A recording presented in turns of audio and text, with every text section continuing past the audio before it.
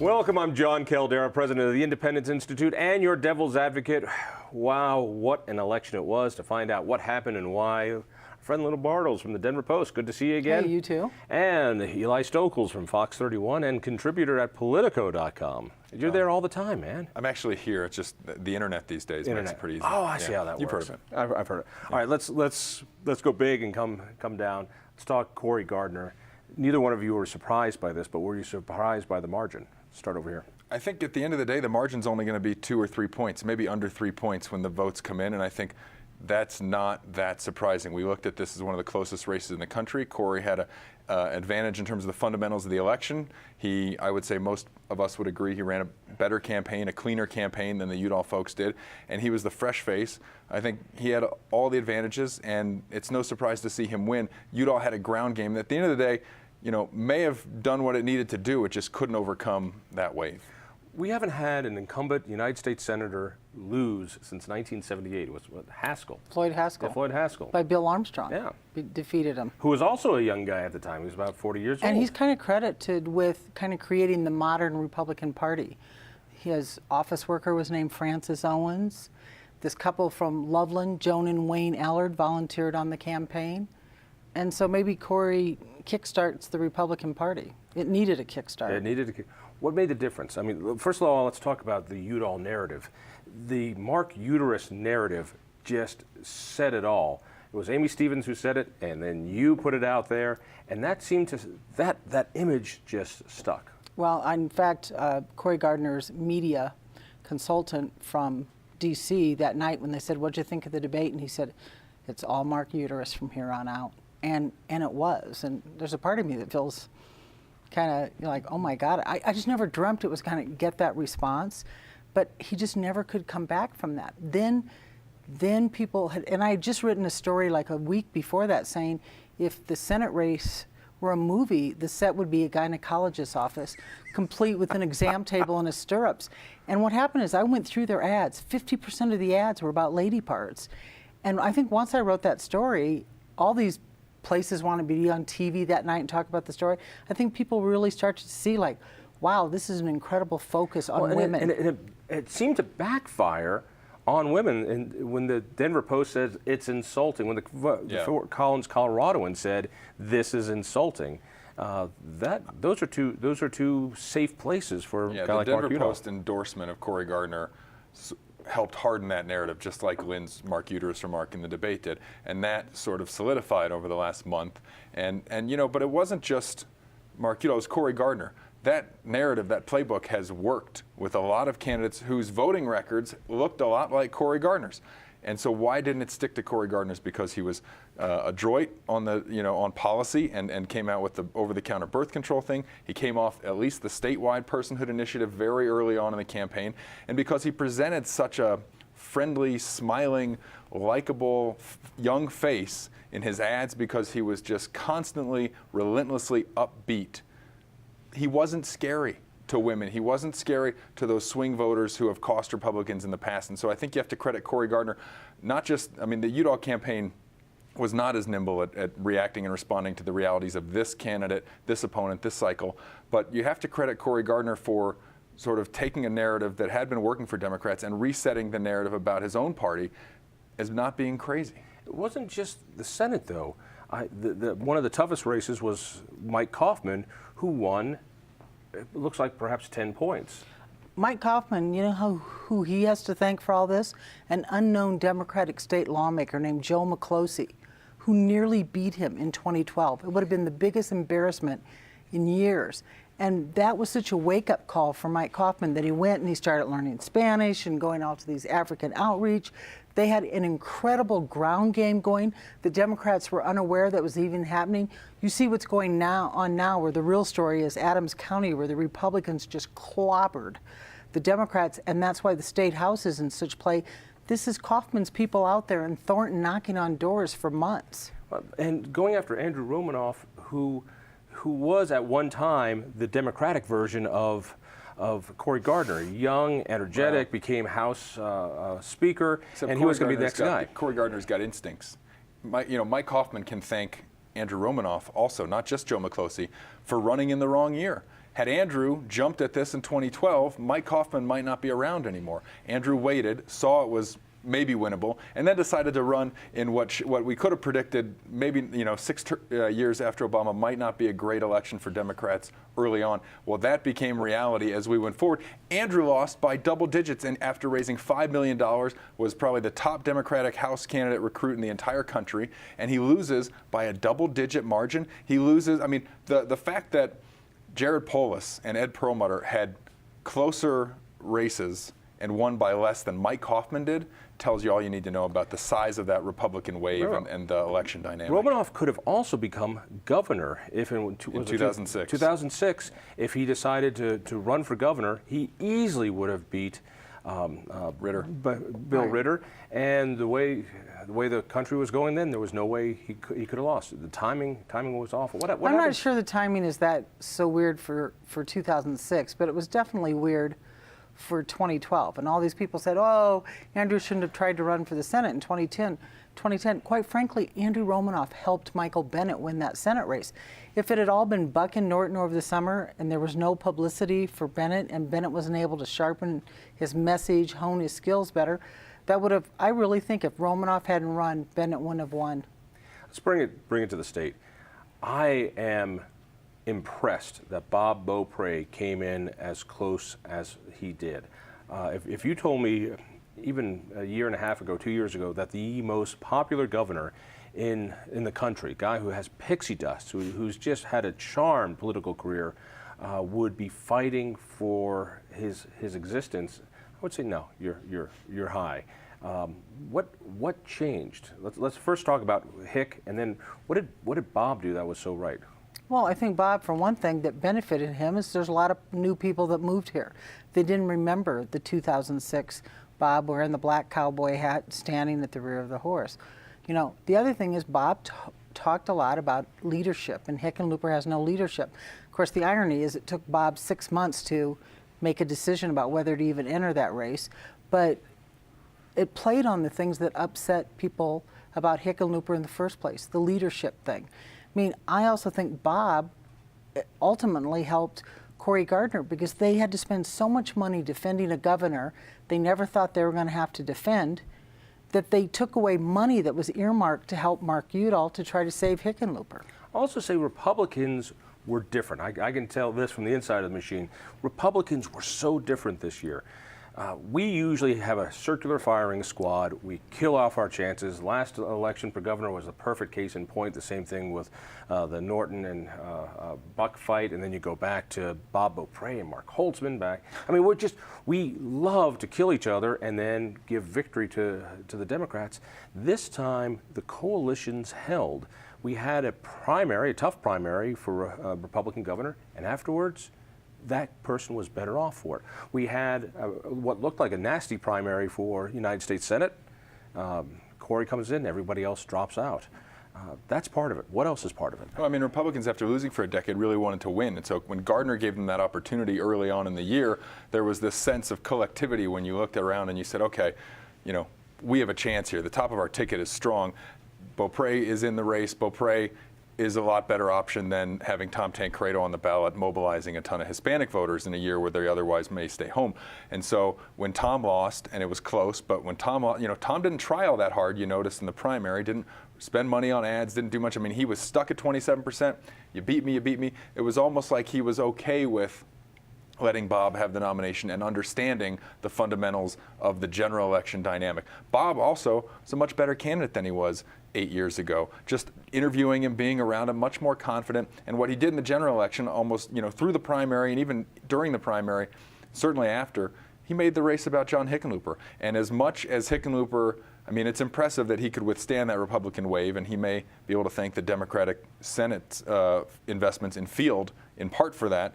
But the fact that he told a positive story like Cory Gardner did, the fact that John Hickenlooper had a good economy to run on, stayed positive, stayed true to his brand, all those things that Beaupre argued on, leadership. When The a other thing was, Bo Prey seemed candidate- a little too angry at the end, and I think that hurt him. When candidates stay clean, and it's nice for Hick to say, I'm going to stay clean. That's terrific, but you don't have to go dirty because the machinery does that for you. Yeah. With campaign finance laws, you're not the one that throws the tomatoes. Somebody else does. We saw that. Yeah, but you still can throw your own tomatoes, and he hasn't. Well, the ads, I mean, you know, the RGA ads that strafed Hickenlooper in August on the leadership question really hurt him. They set him back maybe 8 to 10 points. But then the RGA had to abandon the race. John Hickenlooper went on TV with his positive message, and he gained a lot of that ground back. And, you know, like Lynn said, at the end of the debate, at the end of the campaign, Bob, I don't know if he seemed angry, but this argument about public safety, it just wasn't believable. Just like the argument about women's issues, war on women, didn't stick to Cory Gardner. We're all, you know, are you safe in your own home at night because John Hickenlooper is governor? That just didn't wash with most voters. But the leadership void certainly hit, and boy, did Hick fall right into that. Bob did a great job of not messing up. I mean, it is hard not to mess up. I mean, you think about what Hick has done in the last year of how many verbal missteps, how many lying about the sheriffs, and lying about talking to Michael Bloomberg, and then saying he'd give clemency perhaps, and then having, I mean, Bob didn't make any of those. He made a bad comment about IUDs. And he, you know, at our and by the way, debate- that's not funny because I knew a guy in Iraq lost a leg to an IUD. Try the Ville. He'll be here all Thursday.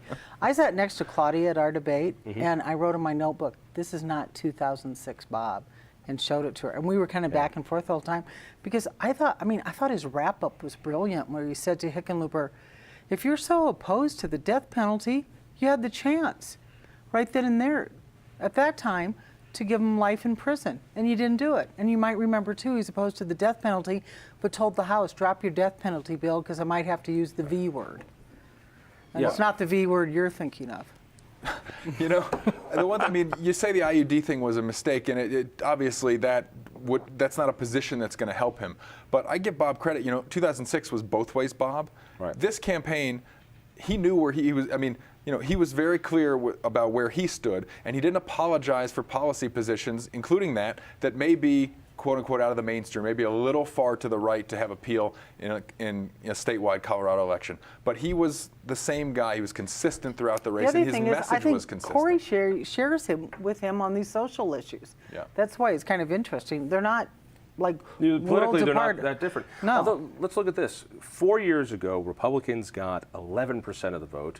Hick got... Well, you can't count that. Come on. Hick got 51%. Right. This time around, Republicans got 47 plus, and Hick got 48 plus. Not the majority. He went. I understand it's a tick, and winning sure would have been nicer. But this was a race that I think any candidate could be proud of. I think I sent their campaign a note, and I'm like, they have nothing to be ashamed of. They had people panic-stricken that Bob Beaupre was going to be the next governor, and also he had a huge fundraising deficit. well, and Bob self-funded. That's one of the other reasons people wanted him. Bob, you may have lost money on your Buffalo ranch, but you got to dig into those other millions and put some money up. And to his credit, he did, because some people get in the race and then they don't want to part with their money. That's why I don't run.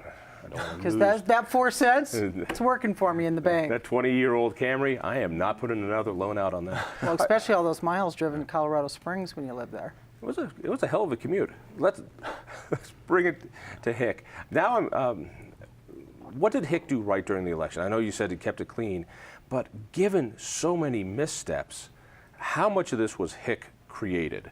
If Hick didn't talk to the sheriffs that way, if he didn't lie about Bloomberg, even if he, how many missteps does it take?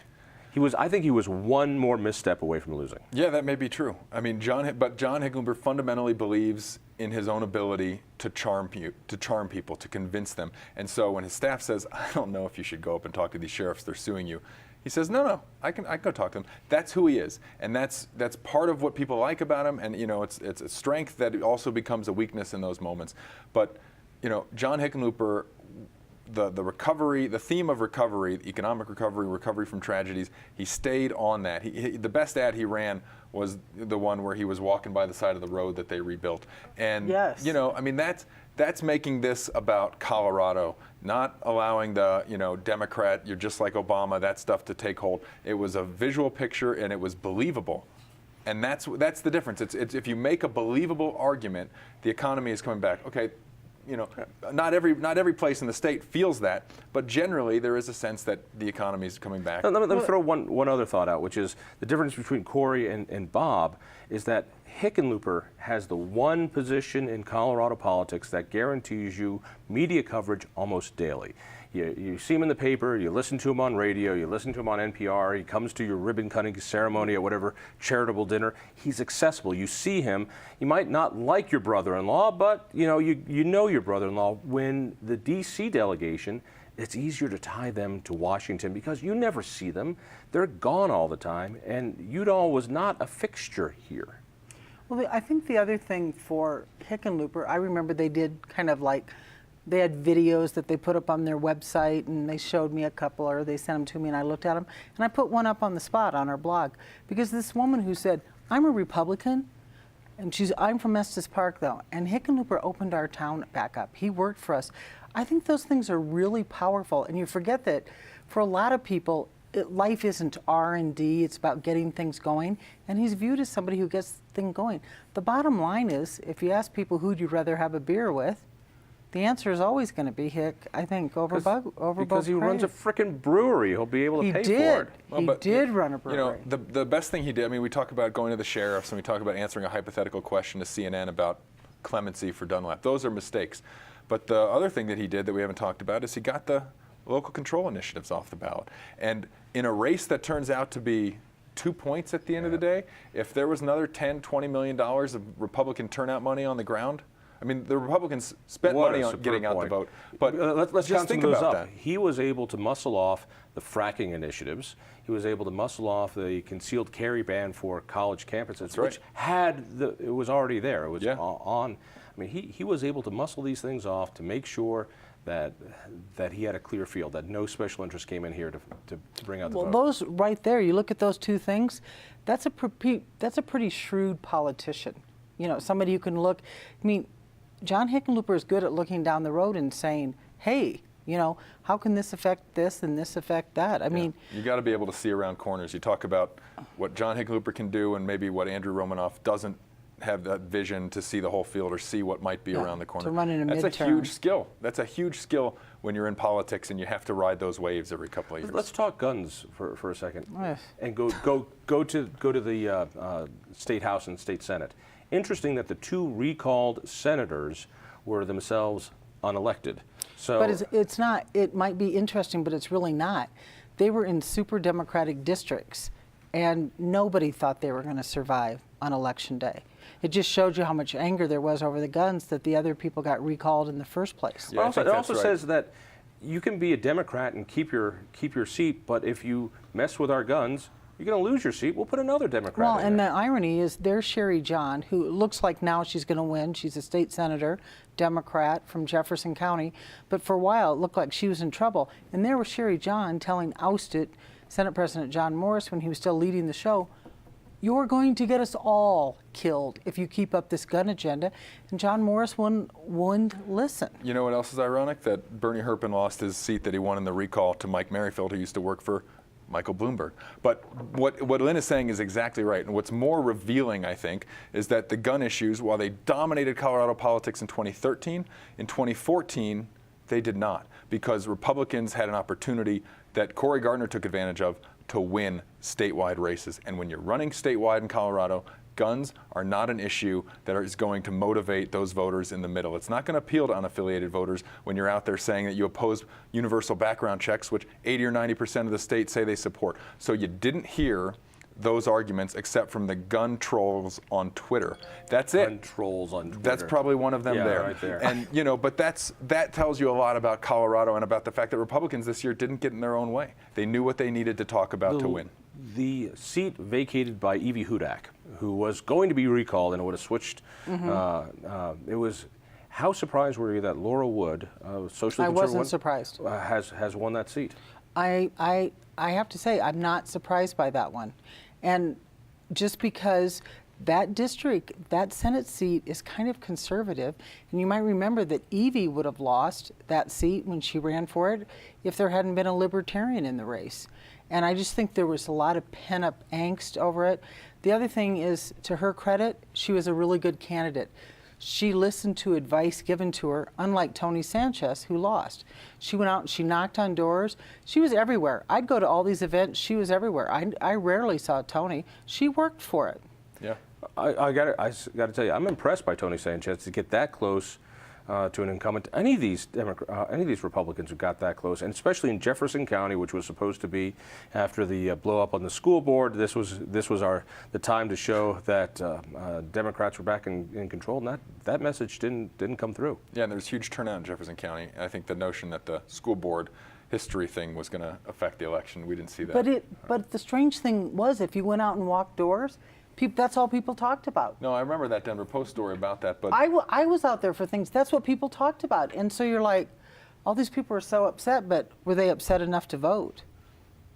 Well, turnout was high. but Yes, I know. a lot of them vote. weren't upset about history. A lot of them were upset about the White House, the direction of the country. I mean, this is a nationalized election, and at the end of the day, Colorado is not, people here watch and get their news from MSNBC and Fox News just like people in all the other states. And so everything, all politics is not local anymore. And those national moods and waves, they don't skip over any one place. And so, yeah, there's some local issues in Jefferson County, but I don't know I think that probably pales in comparison to the larger as we fundamentals of the record election. this, there's still flux going on in who's going to control which house. By the time it airs tomorrow night, hopefully it'll all be solved. What is surprising me is what's going on in the House. Let me ask you about this. The House, this wasn't. The House is this wasn't supposed to mind-boggling. happen. No, the House was so gerrymandered. It was expected to say safely Democratic. Last week, I got word that, hey, I think the House could be in trouble. So, But I hear that every 2 yeah, years. but this is from somebody who knows something, not your people. Not my people. All at this right. point. So anyhow, I call the, I call their people. I get a text back, and it's told, we're worried about 2 seats, and if there's a big wave, we could lose 3. Well, But they had an advantage of how many seats? They'd forgotten those 2 9. seats in Adams County. well, here's the thing: the seats that they brought up, one of them that they were worried about, the person easily won. Adams County is the huge story in this, and I think, again, that goes back to the Kaufman ground game that turned out those people. And just you have to remember, a decade ago, the legislature went Democrat because the Republicans were so focused on social issues and not bread and butter. Well, look what happens a decade later. It looks like the House is going to stay, but maybe just by 1 seat. And guess what? Because you had a legislature that was focused on, guns and things like that instead of bread and butter issues. Now, they'll tell you we did tons for everybody, but that isn't what stands out in Speaker people's Ferrandino minds. just a couple hours ago acknowledged that we didn't see those Adams County races coming. We didn't spend money there. Those were not in our list of competitive races. And one of the things he hypothesized about why they may lose those 2 seats out there is that Adams County is a blue-collar place, and the economic recovery hasn't taken hold there. And so if there's more voter dissatisfaction there than in other places, plus a Kaufman ground game, that may explain. But When- that when- tells you that Romanoff wasn't out there. When Lynn talks about the gerrymandering, it is amazing. That House map has been moved so that there are suburban areas in as many districts as possible. There are very few truly rural districts in the Colorado legislature anymore. It's no wonder why that's people. not the fault of the House. That's the fault of people moving to the Front Range. But the gerrymandering of making sure that all these districts go into city areas, this was a map that Republicans thought we wouldn't have a shot of getting a control of that until after redistricting. I think in an election like this, even though they had to lose 5 seats to lose the House and they appear to have lost 4, that may not be that terrible in an election like this where just there's this swell of anti-democratic, anti-Obama, feeling driving the entire thing. But the difference is nobody said, wow, with this anti-sentiment and things looking bad, we might be in danger. They're like, no, they didn't. They thought that Brittany Pedersen was in more danger than they may have misassessed, but that was the case across the board. We were talking, most folks thought that the U.S. Senate race was the one that was going to keep us up at late, not the governor's race. And in all these races, you see Republicans outperforming polling, public polling, the polls that Democrats said, oh, that you're underestimating our vote. No, they were underestimating the Republican turnout and the Republican participation and advantage with unaffiliated. The polling was all over. Polling had had Bob up by 10 and then by 8. Polling is always all over. But we think, should return to the Senate, because I think it looks like Republicans are going to control the Senate. Yeah. And how is that a gift for Jon Hickenlooper? He goes back to his first 2 years where he walked on water. If there was one guy celebrating that the Senate is turning Republican here in Colorado, it's Hickenlooper. Now he can be loved So in again. 2010, when we were pretty certain the House won, I tweeted out, Hick gets his wish, House goes Republican. And then my boss comes running over. The Hickenlooper campaign said, why are you, this is not true, take that down right now. I took it down, but I went over and I said, yeah, it's true, because Hickenlooper told that to Bill Owens. Because Bill Owens said to him, if you're lucky, you'll get a split chamber. And he goes, you're right. And he's got that split chamber, so we all the rehab works. We all know that that's the case, and the first 2 years of his second term will be a lot like the first 2 years of his first. Not a whole lot. Maybe of in the controversial second stuff. 2 years. Yeah, after another presidential election in 2016, if Republicans have just a one-seat majority in the Senate, does that survive 2016? Maybe not. But for now, it sets up very nicely for Jon Hickenlooper, who's trying to rebuild that brand of being a centrist. And how awesome to have Bill Cadman as your Senate president. He'll be one of the funniest Senate presidents maybe ever. And most effective, too. I mean, this is a guy who brings folks together. Hick is not going to be the same Hick. I think that quirky little style and cutesy commercials, I think that's going to be a thing of the past. He's going to have to reinvent himself as a different type of politician. Lynn, thank you. Eli, thank you. Thank you. Listen for me on KHOW Radio. That's 6:30 a.m. And tell a friend about the Independence Institute. That's independenceinstitute.org. We'll see you next week.